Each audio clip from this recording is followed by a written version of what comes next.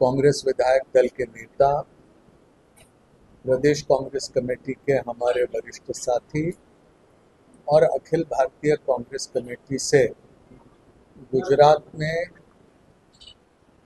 जिन्हें प्रभारी बनाया गया, वो तमाम सचिवों के साथ पिछले दिनों में हमने जिला कांग्रेस कमेटी के वरिष्ठ साथियों के साथ बैठकें करने का सिलसिला शुरू किया।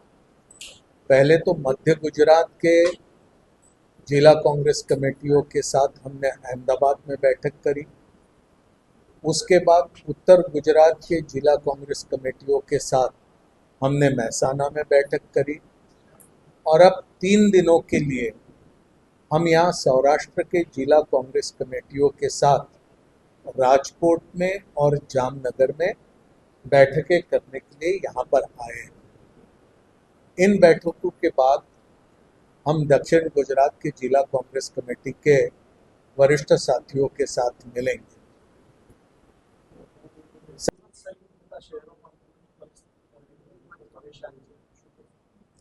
पहला ज वरसादमां समग्र गुजरातमां भारतीय जनता पार्टीनो भ्रष्टाचार, प्री मोन्सून कामगीरीना नामे जे गैरवहीवट थयो भ्रष्टाचार ने सरकारनी गुनाहित बेदरकारी सामे आवी छे।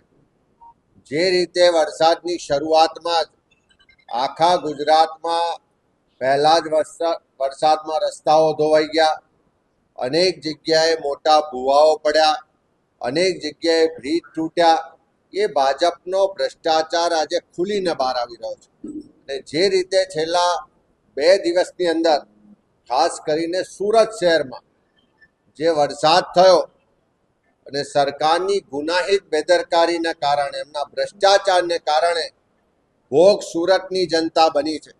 आजे ठेर ठेर अनेक विस्तारोमां पाणी भराई गया, अनेकना घरो डूब्या, अनेकना माल मिलकतने नुकसान थयुं, वेपार धंधाना स्थळोने नुकसान थयुं अने छेल्ला 2 દિવસमां 9 જેટલા લોકોના મોત થયા। આજે સુરતની પરિસ્થિતિ છે એના માટે કોઈ જવાબદાર હોય તો ત્યાં કોર્પોરેશનના ભાજપના સત્તાધીશો અને આ ડબલ એન્જિન સરકારના નેતાઓ ને વહીવટ જવાબદાર છે। ઠેર ઠેર ગેરકાયદેસર બાંધકામો થયા છે, મંજૂરી વગરના બાંધકામો થયા, ઠેર ઠેર ખોટા રીતે પોતાના માનીતાઓને લાભ કરાવવા માટે બાંધકામો થયા અને આજે એનો ભોગ સુરતની જનતા બની રહી છે। ત્યારે ખૂબ વિપરીત પરિસ્થિતિ છે, કરુણ પરિસ્થિતિ છે, અનેક લોકોના મોત થયા છે। ત્યારે સરકારને પણ કહીએ છીએ કે તાત્કાલિક રાહતની કામગીરી કરાવે, જે પણ અસરગ્રસ્તો છે એને સહાય અપાવે। અમે અમારી કોંગ્રેસની તમામ ટીમને પણ કામે લગાડી છે કે જ્યાં પણ લોકો દુઃખી છે, તકલીફમાં છે, એને મદદરૂપ થઈએ।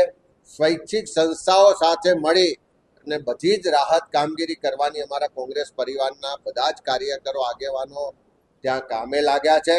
પણ જે સુરતની સ્થિતિ થઈ છે એના માટે સરકારની ગુનાહિત બેદરકારી, ગેરવહીવટ અને ભ્રષ્ટાચાર જવાબદાર છે।